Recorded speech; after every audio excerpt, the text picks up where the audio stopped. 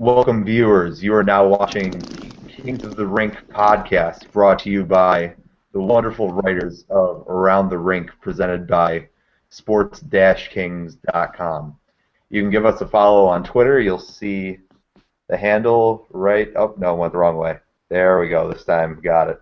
ATR Sports Kings is our Twitter handle. Give us a follow. We've got a lot of great news as this NHL season's winding down. My name is Joe. As always, I'm hosting, and I'm joined by our great men, Michael and Kelvin. How you guys doing today? What's up, guys?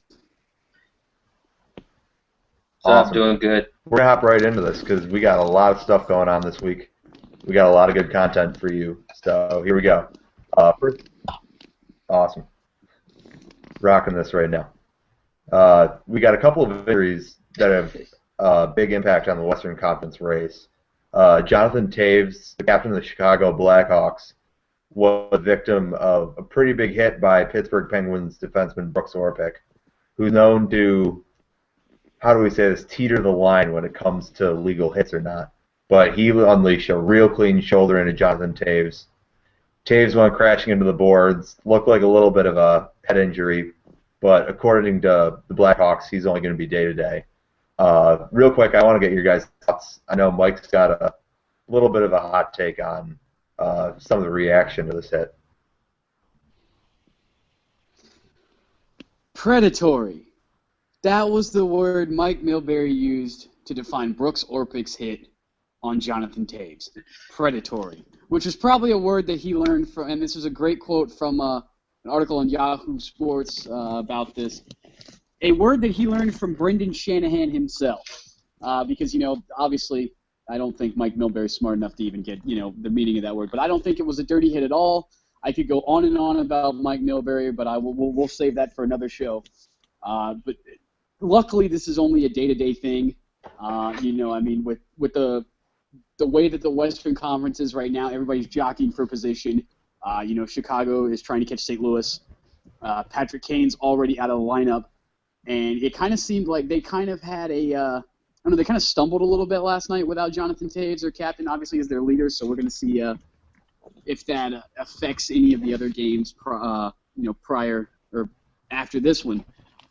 But calling Orpik a predator, that was not even really close to the case. Yeah, he teeter-totters on the line, but he's a physical guy. He's always been a very, I don't want to say brute because he's not really, that vicious all the time. I mean, this was a guy who took a punch and got assaulted by Sean Thornton and was carted out on a stretcher. So it's kind of like almost like a karmatic twist or anything like that. But no, I mean, it was a clean hit, clean shoulder, a great hit. It really actually brought me out of my seat early when I watched it last night. But to go so far as to call Brooks Orpik a predator, that was just Bush League Mike Milbury. I mean, just complete and utter no respect. I mean, that was disrespectful. I mean, if I were Brooks Orpik, I'd probably demand an apology. I mean, that was awful. Absolutely. It's no small secret that Mike Milbury seems to favor some calls over others throughout this league. Won't say too much about that. Like any call for the Boston Bruins, maybe? Yeah, just throwing that out there. Kelvin, what did you think of this hit, man? I mean, I thought it was just real good, clean hockey. But what do you got? It definitely was good, clean hockey. If it was a predatory hit and Chicago thought it was a predatory hit, they would have retaliated right away. They wouldn't have waited. They never retaliated. Even Sidney Crosby after the game was asked in the post-game interview after the game was over, did he think it was a clean hit? And he said he hadn't had a chance to look at the tape, but on ice, viewing it, he thought it was straight up clean hit, and that's why Chicago never retaliated. There was no fighting afterwards. Like you see with these hip checks nowadays, clean hip checks, they automatically start a five-person fight on the ice when it's a star player, and especially when it's Jonathan Toews. They're not going to retaliate if it's not a clean hit. It was obviously a clean hit, so nothing happened. And credit to Orpik. It's probably one of the few clean hits he's had all year where you can actually say that. Yeah, and going back to the hip check too, I remember over the past week there was one huge hit from during the Boston-Montreal game last week where Alexei Emelin dished out an It was the awesome rookie. hip check Oh, on Milan crushed. Lucic. Oh, And then the reaction to that It was is clean. Zdeno Chara coming out from behind Emelin and, just cross-checking him in the back, not even looking. It's really the Wyshynski article. We'll post a link to it on our Facebook page for Around the Rink and on our Twitter and all that stuff because it's a fantastic read if you're a hockey fan out there. But the level of physicality this year where we've started to see a lot of guys just, trying to having to stand up for their team because there's a big hit is pretty ridiculous.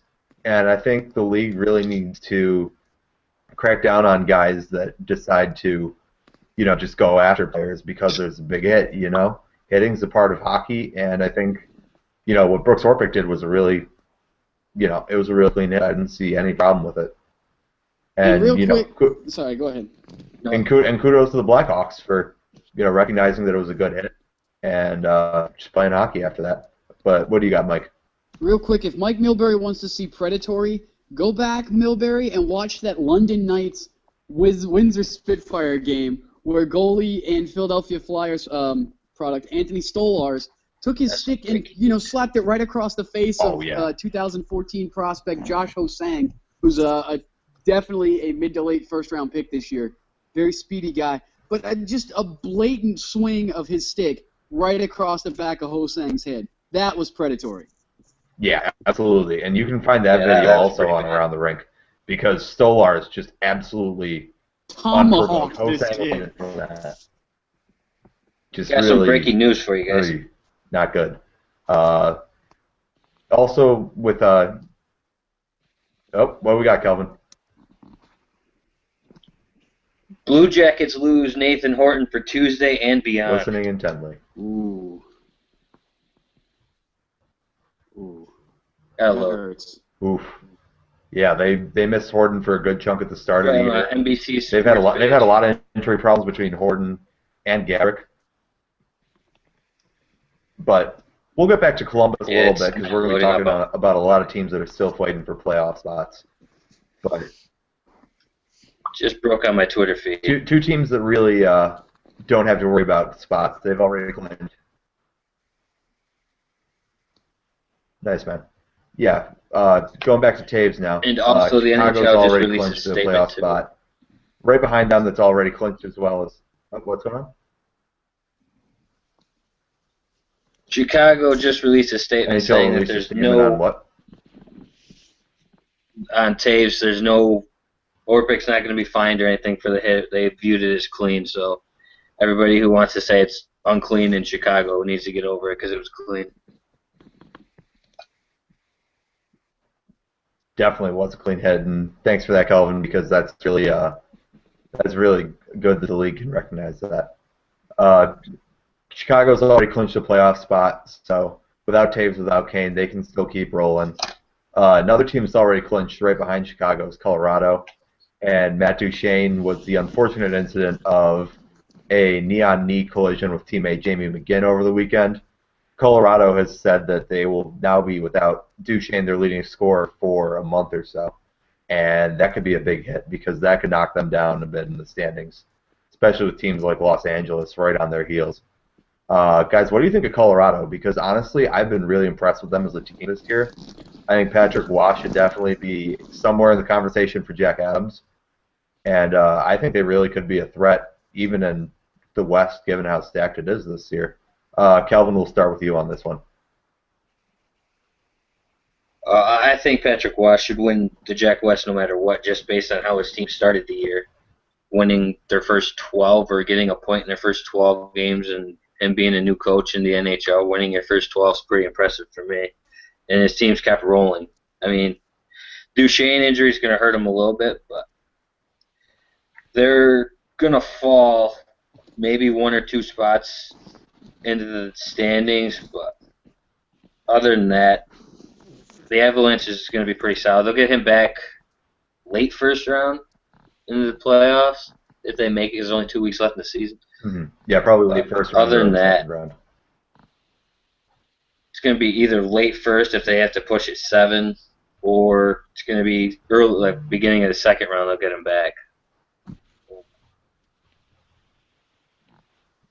Mike, what do you think, See, man? where Because would they Colorado is a fall team to? that's really in the thick of it right now in the West. Yeah, and to be quite honest, if Patrick Waugh does not win the Jack Adams Trophy this year, there's got to be some sort of conspiracy theory going on in the NHL to do that. Because, I mean, the guy pulled Colorado from the depths of hell where they were last season, albeit in a shortened year. You know, I mean, anytime you pick first overall and then you're in the playoffs, like the next year, and not only in the playoffs, but having, like Kelvin said, as great of a season as they did at the beginning, and to constantly continue just to be so consistent throughout the rest of the season, that screams Jack Adams winner. I mean, how do you not? But, I mean, you know, losing your captain, losing a captain like Matt Duchene, who's been almost like the glue that has held this young team together, it's going to hurt them. I think it might be just a little bit more than what Kelvin's saying. I think they are going to drop because, I mean, like you said, LA is charging. They've won, I think it's like 6 or 7 straight for like the second time in the last 2 weeks. They've been on an extensive winning streak. And, you know, I mean, they're obviously very talented defensively there. You got guys like Jonathan Quick, of course, is playing lights out again. You know, Marion Gaborik starting to find his way in that Daryl Sutter system a little bit. And, you know, but now comes the time for the Avalanche to where guys like Gabriel Landeskog, Ryan O'Reilly, even youngster Nathan McKinnon, who's already done so much this year, they're going to have to step it up a little bit more than usual. You know, they can't really do this whole woe is me, we've lost Matt Duchene, life is over. No, you guys are in the thick of things right now for the first time since, you know, we were all in elementary middle school. You know, I mean, this is like the Colorado Avalanche team that Waugh was goaltending for. I mean, you know, Sakic, I got to give credit to Joe Sakic for, you know, being able to build this team the way that he has. It's, you know, it's really, I'm actually, you know, impressed with this. Very impressed. You know, I mean, who isn't? Absolutely. Now the next thing is for Edmonton to do this. Edmonton, take a page from Colorado's book. Yeah. This is your shot now, Edmonton. You can do this. Teams, though, is that they still need help on the blue line. Edmonton's got a lot of prospect system that could be coming up, whereas Colorado's got a few more established players between, you know, you talk about Eric Johnson, Tyson Barrie. They've got some youngsters, you know, Gannon and Holden have both been pretty solid as well. Even a young guy in Lake Erie, Andrew Agazzino, who's a left winger, very solid down there. I think he's gotten some NHL call-ups a couple. I think it was at least once or twice this season. Yeah. Very solid prospect. Very solid. Agazzino's really solid as well. Colorado's definitely a team that, if you're still kind of a fledgling NHL fan, this is hockey, not football, you should definitely try to check out the Colorado Avalanche, because not only do they have a lot of great young talent on the team right now, they've still got more young talent coming up. So that's definitely a team that's going to be, even if they don't win this year, they still will have a large, sizable playoff window where they could win a championship, absolutely. Duncan Siemens is another guy on that blue line that's coming up in the next few years, too. Yeah, and Chris Bigras, too, who's still down in the juniors as well. Yeah, I keep forgetting Chris Bigras. Oh, man. Yeah. And just to touch on Jack Adams real quick, because you guys both did, it's going to be a two-man race between Waugh as well as Tampa Bay's John Cooper, who the hell knows how he's kept that team going with Steven Stamkos for only 30 games so far this year. My rookie of the year pick, Tyler Johnson. That's the reason. It's going to be Tyler Johnson or or it's going to be Johnson or McKinnon for the Calder Trophy. Maybe Andre Palat from Tampa Bay as well even factors in that. Exactly. I mean, that guy's he was like a 6th-round draft choice, and he's got 60-something points this season. He's got 60-something points. He's right around a plus 30. Johnson was undrafted. I think he's around 55 points. Palat's maybe 40. Yeah. And give credit to Steve Yzerman and John Cooper both for finding these guys. I mean, even Alex Killorn, he's a solid two-way guy. He's got 17 goals this year. They stepped up when Stamkos went out. That is a huge hole to fill. And the three of them did it collectively. And even, Cooper's been with those guys. He's been Radko Guda. Sadly, they traded away Dustin Tokarski. I would have liked to see him come up through it as well. But, I mean, you got to give credit where credit is due. Even if you hate Tampa Bay, you can't discredit what they're doing. Yeah. And moving on now, one team that we could say is right in this Colorado-Tampa Bay conversation, and maybe 2 or 3 years from now, as a young team that's coming up with some championship aspirations, is the Buffalo Sabres. And they had some big news that was announced first thing this morning that Ted Nolan has been extended to a 3-year contract. He's gone 16, 30, and 8 with basically a team that's filled with 2 lines of AHL players and a completely changing goalie situation with Ryan Miller getting traded to St. Louis. And because of the injuries now, Sabres are down to their 2 AHL goalies, Matt Hackett and Nathan Lewin. They're slinging it up at the NHL level, and they're holding their own. But Nolan's been known for a coach, whether it's with the Sabres this season or with Team Latvia, as we saw at the Olympics, that he really knows how to get the most out of his players. And Tim Murray's recognized that, and he has a 3-year contract extension. So, Kelvin, our resident Sabres guy, I'm going to ask you, what do you think is going to be expected of Ted Nolan over the next few years? What's going to be expected of Ted Nolan? Mm-hmm. He's going to teach the young guys how to play hockey. He's going to get them NHL ready, show them how to win, and once he proves that in those 3 years, he's going to get that next 4-year contract where he's going to get his team a chance to get higher seeded into the postseason, teach them how to win the postseason, and then if he fails to do that in the 4th year, because if he lasts the first 3 years, you extend him for another 3. But the 4th year is his crucial year, is where you're going to have to make that big playoff push. And if they don't, you have to look elsewhere. Because the team's going to be, they shouldn't be that young. They'll still be young. They'll still be in their mid-20s. But Tyler Myers is going to be 29 at the time of that 4th year. He'll be 29. You have Enroth, Lord knows what's going to happen with him. Because he's proven he can start in the NHL, but if you look at any other NHL goalies, you need more size in net. I just think he's too short, and his butterfly technique's a little off right now. He's like a fish out of water half the game. Like Hackett falls down on his knees too quick and gives up the top shelf a lot. And you notice that his last 2 games that he started is he's down on his knees too quick, and they go top shelf, and he gets scored. But Ted Nolan's 3-year deal, I like it. I didn't like when they signed Rolston, even though Buffalo was huge on him. I was like, it's sloppy hockey when Rolston was the head coach. When he took over for Lindy Ruff after last year, it was just sloppy. Started out the preseason all right. They were like 5-3. I was like, okay, they're gonna have a decent year. You get to play all NHL players, and the team just fell apart. Like, really? You guys weren't this bad last year under Lindy Ruff, and you all of a sudden don't remember how to play hockey from the preseason? Come on. So 3 years is good enough for me. I like it. He has about the same winning percentage as Rolston did after taking over for Lindy Ruff last year, but he's also playing with subpar players that should still be in the AHL or the ECHL developing. And you can't, when you're devastated by injury, you trade away all your stars. Yeah, Steve Ott wants to come back, but is Tim Murray going to bring him back? I don't know. But yeah. For Ted Nolan, my advice, just straight up, teach him how to win, get the fundamentals back into the hockey team, and work on scoring. We need to get scoring from somebody other than Tyler Ennis next year, or else we're going to be in the same boat. Yeah, definitely. And he's got to work on that. This offseason is going to be really crucial because you got Tim Murray and Ted Nolan both locked in now, and it certainly seems like they have a vision for where they want to take this team with all their myriad draft picks and prospects right now in the system. So, Michael, let's hear what you have to say, because it seems like now, with a couple of guys locked in here for a couple of years, the Sabres are really, they're going to need to take that next step into the playoffs.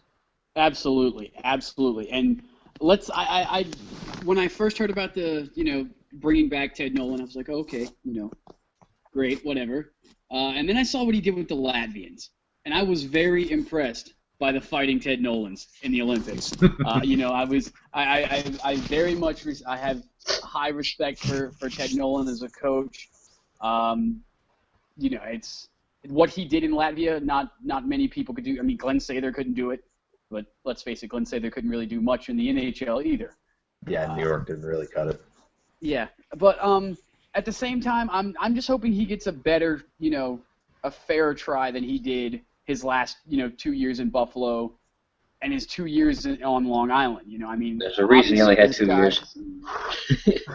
Obviously, this guy can coach. He actually, he did a really good job with his son Jordan, coaching him.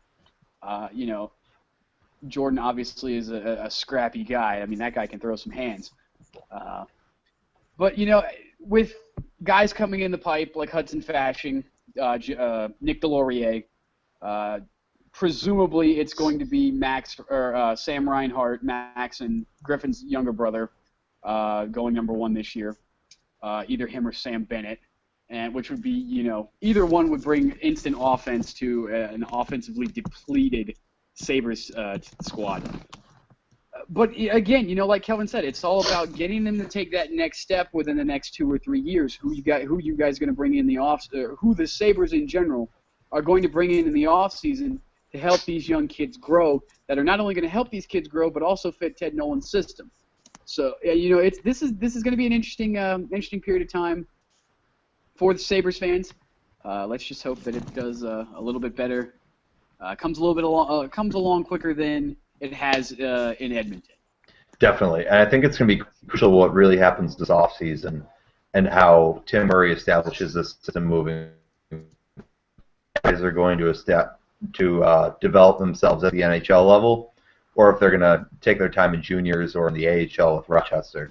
I think what he's seen a lot of this year is, at least with the defensemen, you've seen them go down to Rochester. You've seen Rasmus Ristolainen play down. You've seen Mark Pysyk play down. Up front, Johan Larsson's been taking his time down.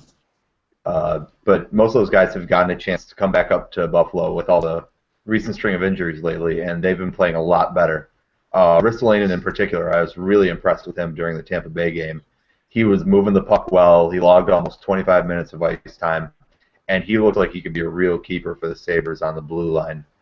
I think next season there's going to be a lot of turnover with the current roster in terms of some veterans moving out and other veterans coming in. And I think lot of the freaking Leno. not to name names. Can't wait for him to be gone. That sure seems like a likely candidate for that last buyout that they have with the current collective bargaining agreement.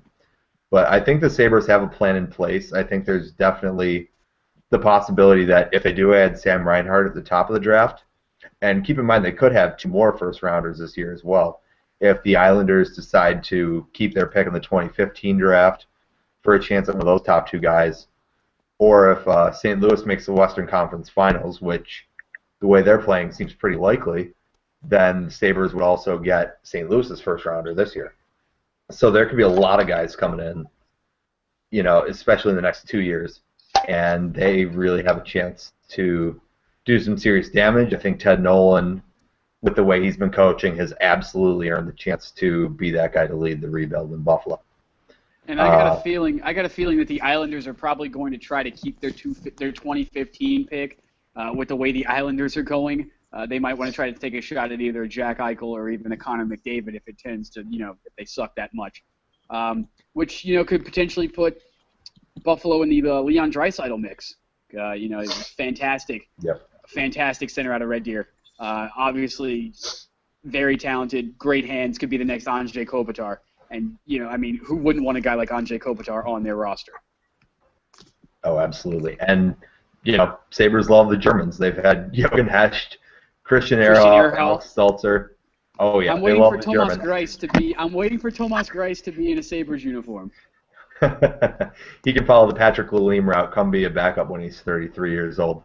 That sounds good to me. One franchise that, we touched on the Islanders a little bit and move into a little bit of news with them because that's a franchise that's a little bit down in the dumps right now. Fans have been calling for massive overhaul in terms of the front office. And as it turns out, they may get their wish. There's been reports coming out this week that owner Charles Wang is looking to sell his majority share of the team. And in a new report from the New York Post that came out today, Philadelphia-based lawyer Andrew Barroway has come out with a proposition for $225 million to buy Charles Wang's share of the team, and maybe put some new management in place with the Islanders. Get rid of Garth Snow, who's been there for far longer than he's deserved to, and made a couple of errant moves this year. Most notably, the Thomas Vanek trade at the deadline that didn't really work out too well. And it's looking like there could be a lot of change going on with the Islanders. So, Michael, let's turn it over to you. What do you think the best thing would be if Charles Wang ends up selling the team for the Islanders? Well, personally, if I were an Islanders fan, I would have been calling for Garth Snow's head 2 years ago. But I'm sure a lot of them did too. Exactly. I mean, it hasn't really been the best of times for Islanders fans. I mean, even despite the fact that, let's not forget this was a team that was in the playoffs last year and took the Pittsburgh Penguins to the brink. I mean, we were like, oh my God, the Islanders are back. This is it. They're back. And then this happens. So, I mean, it's going to be, probably yet again another year of rebuilding. I'm sure Islanders fans are, pretty used to that. But and it's a very sad thing because 30 years ago, this was a team where they would come into your building and fans would go, "Holy shit, we're playing the Islanders, we're going to lose." Nowadays, it's, we're playing the Islanders, we're going to kill them. It's kind of sad to watch a once storied franchise become the NHL's doormat. And yeah, it seemingly happened, Edmonton, Calgary, the Islanders. It's kind of depressing. But I think whoever this, if this is this Philadelphia lawyer, if he does come in and buy this team, immediate overhaul needs to happen. Garth Snow needs to go. You need a goaltender, maybe even two. Evgeny Nabokov is injury prone. As we've seen, obviously Kevin Poland is not the answer. Anders Nilsson has never been the answer, despite the fact that he's tried to be the answer. Mikko Koskinen never was the answer, never has been the answer, never will be the answer. So obviously goaltending, number one. Secondary scoring is also a need. Obviously you try to trade for Thomas Vanek. You get rid of John Tavares' good friend and Jonathan Quick's brother-in-law, Matt Molson. You ship him off. Horrible thing, tears away your team chemistry. Then you again trade Vanek for Sebastian Kohlberg, who's not going to be a Thomas Vanek. He never will be a Thomas Vanek. He won't even be anything close to Thomas Vanek. So obviously you need secondary scoring. Maybe, you've got the defensive prospects. You still got Calvin DeHaan somewhere in there. Bring him up. He's been wasting away in Bridgeport. He's not really, progressing. Either you give him an NHL spot, let him see what he can do, or you ship him out. Get him out of there. You've got Griffin Reinhart coming in. He's going to be that defensive aspect. He's going to be, along the lines of a Travis Hamonic, who, give Travis Hamonic another couple years, he'll be a very solid defensive player. He's a little raw right now still. Takes too many penalties. But, give him a couple more years. He'll be that guy. You've got Ryan Pulock, who I have been, beaming about Ryan Pulock for the past year and a half. This guy's got a Mike Green style of play with an even heavier shot than Mike Green does. Boomer from the point. Absolute howitzer. Love this kid. Kid's going to be a great player. But that's about all you've got. You've got a Jonathan Tavares. Build around Jonathan Tavares. Do something that Garth Snow never was able to do, and that's win in Long Island. And get a coach that can do that too. Yeah, no, I'm going to swing this over to you, because if you're the GM of the Islanders, what do you do with that first-round pick? Because Garth Snow's kind of put them in a pickle with that first Thomas Vanek trade. Now, as Mike touched on, they do have a pretty lack of star talent up at forward, even though they've got a couple good prospects coming at defenseman. Do you take a guy now and say, we need to turn this franchise around immediately? Or do you hedge your bets on the fact that, they're probably not going to be a very good team again in 2014-15, and do you take a shot at McDavid or Eichel? If I'm the GM of the Islanders right now, I give Buffalo the first-round pick this year, expecting we're not going to be that great next year, keep our first round in 2015 and get Connor McDavid. Bring Connor McDavid in with Jonathan Tavares, and that top line is going to be nasty. That top line will be they're not going to be their top line will be great. Then that's who you build off because you've got to keep Tavares in New York. He's under contract now, but you have to prove to him you're willing to put the team around him. So you go out, you give Buffalo your first round pick this year, take your first round pick in 2015, and get Connor McDavid. That's who I would draft if I was the Islanders. I'm going for Connor McDavid. So I tell my fan base, just be honest with your fan base, and they're going to support you. Look at the Philadelphia 76ers in basketball this year. Said that told their whole fan base, radio, TV, everywhere, they were going to suck. Basically told them flat out, we're going to suck. The fans still show up to the basketball games, even though they lost 26 straight. Didn't win for 2.5 months. Still show up and almost sell that place out. Tell your fan base, yep, we're probably going to suck, but this is the direction we're going in the draft. You have to be loyal to your fan base. If you don't BS your fan base, they're going to stay loyal to you. Unlike Edmonton, who look at Edmonton, they're throwing jerseys out on the ice. Where's Edmonton going? They say they're going this way, but they're going the complete opposite direction. So I give Buffalo the 2015 pick. No, I give Buffalo this year's pick, keep my 2015 first rounder, get McDavid. Let's not forget, we also just signed a 25-year deal to play hockey in downtown New York City in the Barclays Center. We have a 25-year lease to play hockey in the Barclays Center. We're no longer in Rhode Island. We're going to the Barclays Center starting next year. Long Island. So I don't think you be got surprised. The islands mixed up there a little bit. Yeah, something like that. But they're going to the Barclays Center to play hockey. They're going to be within a 2-mile radius of Madison Square Garden. So don't be surprised if this whole Philadelphia lawyer thing's like a wash and you don't see the Brooklyn Nets owner buy the Islanders because they're going to be playing in the same building. He said 2 years ago he was not ready to buy another team. Around the internet, yeah. 2 years ago he said he was not willing to buy another professional team. But now that it's coming to his own backyard, the stadium that he built in New York City, do not be surprised if he shows interest in buying that hockey team. And that's a huge move. That would be a huge move, Kelvin, if Mikhail Prokhorov decides, hey, I'm going to buy the New York Islanders. Because look at the turnaround he's had with the Brooklyn Nets. Bringing in guys like Paul Pierce, Kevin Garnett, even Jason Kidd as a coach. They're automatically winning again. They're the 4th or 5th seed in, granted it's a maligned Eastern Conference. But they're playoff bound. And if Prokhorov throws out this kind of money that he did with the Nets to the general manager, whoever it is, of the Islanders, and they start spending money, they get guys coming in, they could be good. We could see a massive turnaround on what used to be the Island. Yeah, oh, absolutely. I think the Islanders could turn around very quickly if Prokhorov became the owner.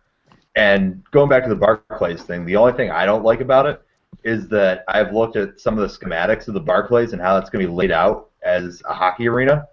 And it is not very good. The occupancy is not going to be very high. It's going to be something between 16 and 17,000, I want to say off the top of my head. It'll be one of the lowest attendances in the league, to be honest. So if they can't sell that out, that's going to be a major problem. But a change in ownership would absolutely 16-7. Yeah, that sounds about right. So God. a change in yeah, exactly. It really makes you wonder why AHL rinks are like 10,000. Yeah, and the typical NHL rank is maybe 18 or 19. Yeah. So to move from that would be, not so good. But at least they could get some sellouts with a weaker team. I think brighter times will be ahead for the Islanders, though. I think, all signs are pointing to Wang selling the team at some point, and I would have a very hard time believing that things wouldn't turn around in the 3-4 years following that. So to wrap this up today, we're going to go real quick into the wild cards for each conference because obviously we're down to the last 2 weeks of the season here. Everything's wrapping up, and we're going to start with the Eastern Conference because the wild cards there are a little tighter. Outside of the top 6, we've got teams like you got Detroit, Columbus, Toronto's battling for a playoff spot as well, although they've been dropping off a lot lately. We'll swing it around the panel. Michael, Kevin, whoever wants to start. Who do you think's end up winning the wild card in the Eastern Conference? Well, I mean, personally, if you really ask me who really wants to win, I got to include Washington in this. I mean, being a Caps fan, I have to do this. However, losing to Boston, and especially losing to Nashville in the shootout last night, that really hurt our chances badly, especially with Columbus winning. So now we're a point behind. Washington's a point behind Columbus. Toronto's still a game back of Columbus, even though they've lost 8 straight, believe it or not. I would like, in my perfect world, I would like to think that Detroit's injuries are just too much for them to overcome, despite the fact that Mike, they're starting to come around a little bit with the new team that they've got. Guys like Gustav Nyquist, Tomas Tatar, they're really producing. Jamie Howard's, getting his game back. And with Columbus losing Nathan Horton, as we just so heard, hopefully that drops them down and somehow Washington finds a way to scoop back in. But just Washington defensively is not where it needs to be. Still missing that elusive top 4 defenseman that we haven't had in ever. Ever since Sergei Gonchar left. But in the Eastern Conference, as much as I would like to say Washington gets in, as a realist, I don't think it happens. I think it sticks. Detroit, Columbus goes in. But you put, that Metropolitan Division alone is probably arguably not only the toughest in the Eastern Conference because it's so close, but probably top 3 toughest divisions in the NHL right now. Yeah, absolutely. That Metropolitan Division is a real beast, and I agree. I think Detroit's definitely going to make it in. They've lost 66 man games combined between Pavel Datsyuk and Henrik Zetterberg, and yet they're still sitting 7th. Not counting Stephen Weiss out too. Exactly, Stephen Weiss. Dan DeKaiser, I think, is still out, but I think he may be coming back if he's not back already. Yeah, I think he was. I mean, there's so many injuries out there. And somehow or another, they've still found a way to maintain this playoff spot as of right now. I mean, we still got, like a week and a half, 2 weeks left in the season. Yeah. So something may change. But you got to give credit to Mike Babcock for, being able to coach those guys. Absolutely. And a ton of that comes from their kid line that they're running Gustav Nyquist, Thomas Tatar, and Riley Sheehan together. Mm-hmm. Nyquist has 11 goals in his last 10 games. 27 and 50 games on the season. This kid is an absolute stud, and at 24, he's going to be the future. Only really going to get better. With Pavel Datsyuk and Henrik Zetterberg pushing 34, 35 years old. Nyquist really looks to me like I've watched some of his games. I think he's the guy that's going to become the leader up front for Detroit after those guys move on eventually. And for the other wild card, I think it's going to be a toss-up between Washington and Columbus in the end. But I think Columbus is going to end up winning it, although losing Nathan Horton could complicate things more. Ryan Johansson. Yeah.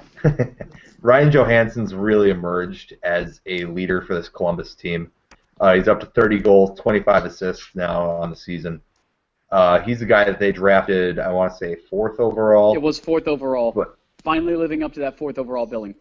Yeah, it's been 3 years, and he's really been hip-hopping around their system, really hasn't found his groove, but this year he's emerged on that top line, and he's really been phenomenal. Defensively, I think they're pretty solid as well. Boone Jenner is another prospect I wanted to shout out to. Boone Jenner, real solid. I think he's playing on that top line. Great name, too. As well. Great Boone. Name. Oh, yeah. Boone. Kelvin, what do you think about the Eastern Conference, man? I think Detroit's going to lock up a spot. So it's going to come down to Columbus, Washington, and Toronto. And I'm going to break down how Toronto gets in. Toronto beats out Columbus and Washington.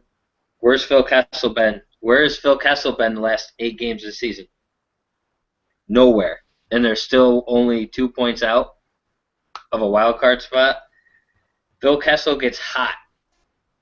Reimer's back in net. Phil Kessel gets hot. Then he carries them to the 8th seed. They go back and play Boston again, but this time it doesn't go 7, and Boston miraculously wins it with 3 minutes, scoring 3 goals in 3 minutes. But Toronto gets in. That was an incredible horrible Game 7, defense one of the best on ones Phil I've ever Kessel. seen. Yeah, too bad Boston won. But yeah, it was a great Game 7. But I think Toronto gets in because Phil Kessel comes alive the last 2 weeks of the season. He he goes on tears. When he goes on tears, he gets 2 3. He gets 2 goals a game, goes a game, gets 3 assists, gets another 2 goal game, and Toronto's back scoring.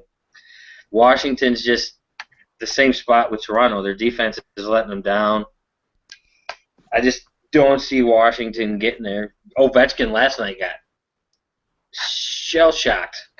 I thought he had a breakaway goal and it got saved. I was like, Ovechkin. I think Ovechkin's still dealing with everything that's gone back from Russia, from Russia's collapse and the Olympics to his father having a heart attack just after that. I just think Ovechkin's heart and mind is elsewhere right now than in the NHL. He wants to get back home to Russia for the off season and recoup and re-go again because they're not built for a deep run right now, and I think he knows that. It's going to take a miracle to get there. Columbus with Horton out, if he's out for an extended period of time, even if it's just a week, that leaves him coming back with 3 games remaining, and if Toronto gets hot like I'm predicting, it's going to be tough to beat. I can't even look at their schedule right now. That's how bad it is. I had their schedule up, but I can't find it anymore. Yeah, Toronto's a team that really started out the year well, but for those who have been, I've talked to a couple people that have been really into the advanced statistics, like Corsi percentages, possessions, offensive zone times, all that stuff. All the signs really pointed to Toronto kind of collapsing, and that's what we're seeing right now on this latest losing streak, is that their goaltending is not very good. They're getting outshot in a ton of games. They're not getting the offense. It's entirely possible they find a way to get it back together. Anything can happen in 2 weeks. But I think Detroit is definitely a team that's going to make it in. And it's going to be really interesting to see what happens with Washington, especially with his coming up now in Russia. He's been pretty solid for them, I thought. I mean, maybe Mike can touch on that a little more, but I think they have a team that Kuznetsov is, will definitely push for that. Spark, man. Huge spark to that team. Absolutely. I thought getting Dustin Penner at the deadline I thought was a really good move. Like I mentioned in, I think it was our previous show, the Halak move surprised me. I was really hoping for a defenseman, but at the same time, maybe we see the Halak Ness monster suit up again for years to come in Washington. Maybe this is Holt Beast's. This could be the end of the line for Braden Holtby in Washington. He hasn't really been playing. He's been okay.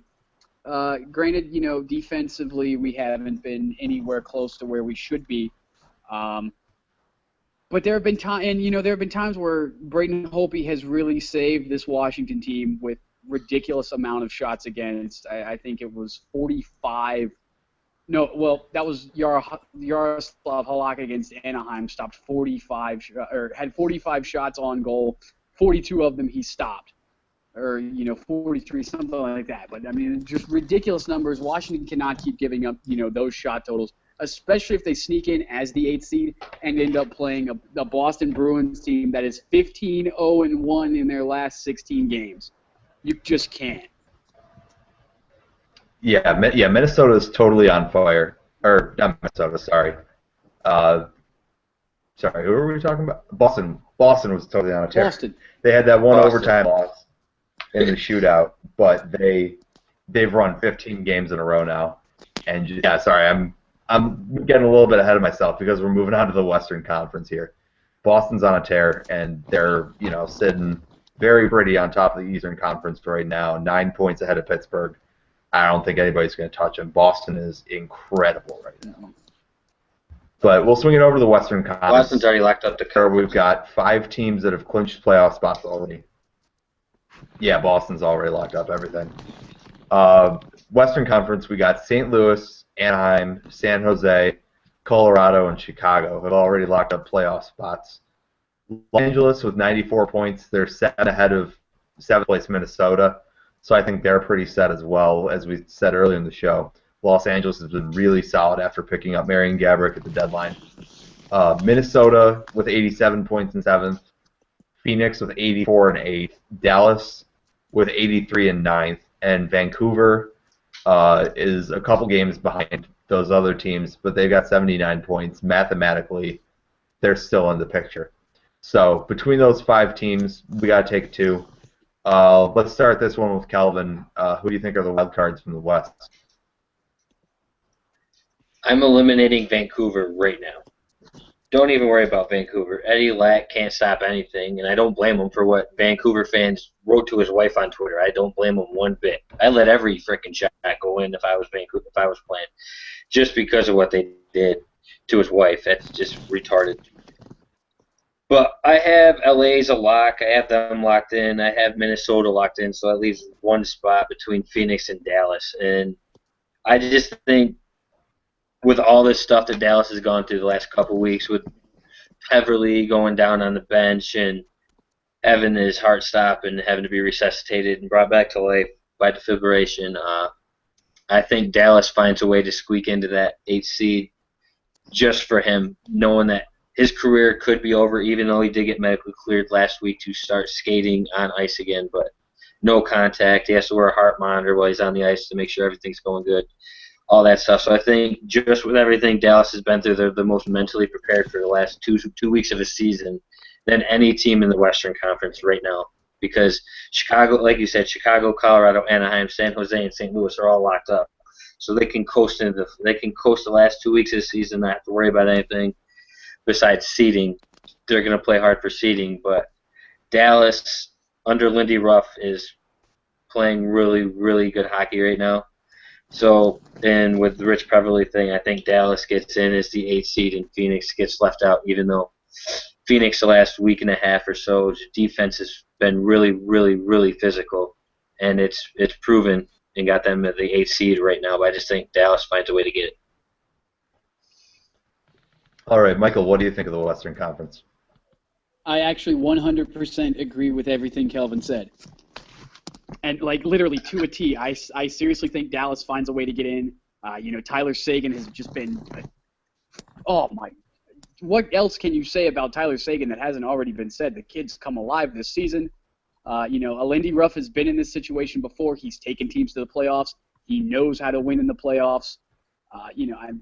I really think that, Dallas would have, used this Beverly thing as almost like a Boston Strong type of thing and power themselves into the playoffs. Phoenix is fledgling right now, despite the fact that they've been physical defensively. Mike Smith, obviously is injured. Has not been the same Mike Smith since he came back from the Olympics, which has really, really hurt my fantasy team. I was like 2 games out from actually making it to the playoffs in fantasy hockey, and a team I didn't draft. So, I was kind of happy about that, but I wasn't happy with the play of Mike Smith as of late, costing me some games.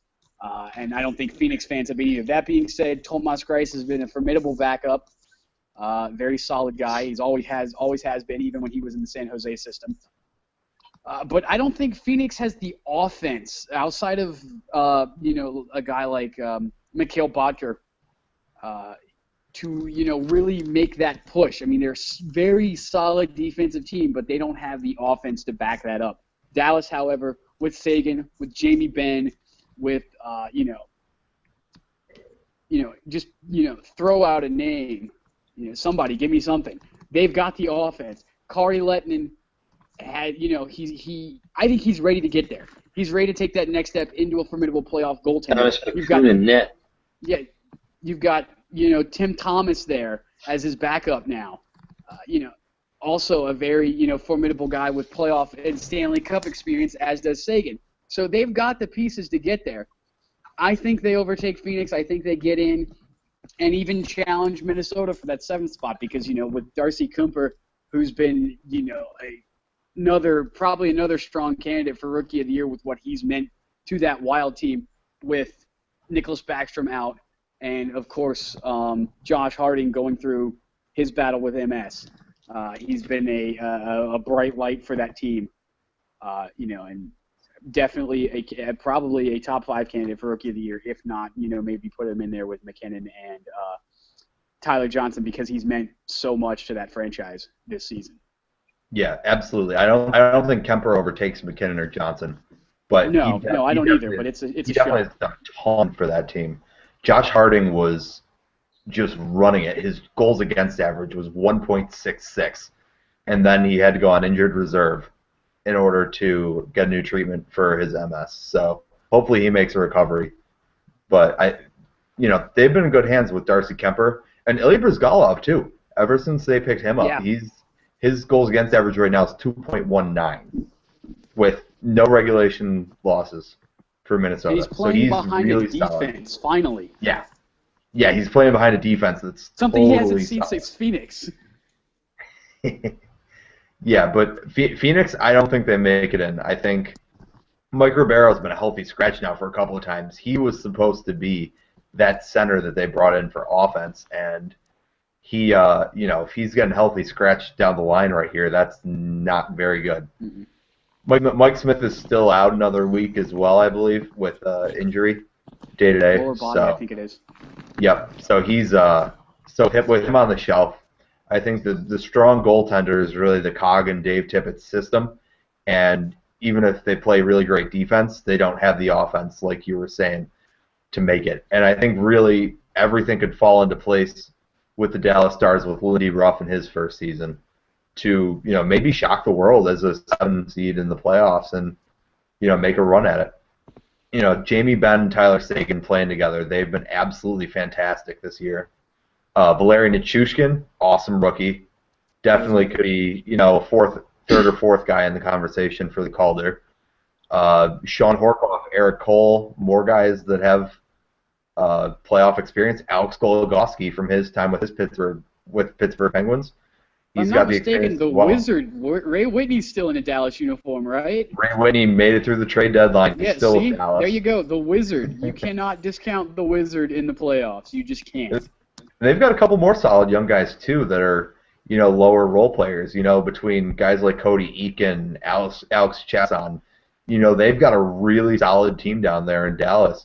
And credit to Jim Nill, first-year general manager, for pulling the trigger on the Seguin deal and keeping this team together. Even though he unleashed Stefan Robidas to Anaheim, I think he's still got a solid defensive core there. And give credit to Joe Nieuwendyk. I know not many Stars fans want to hear that.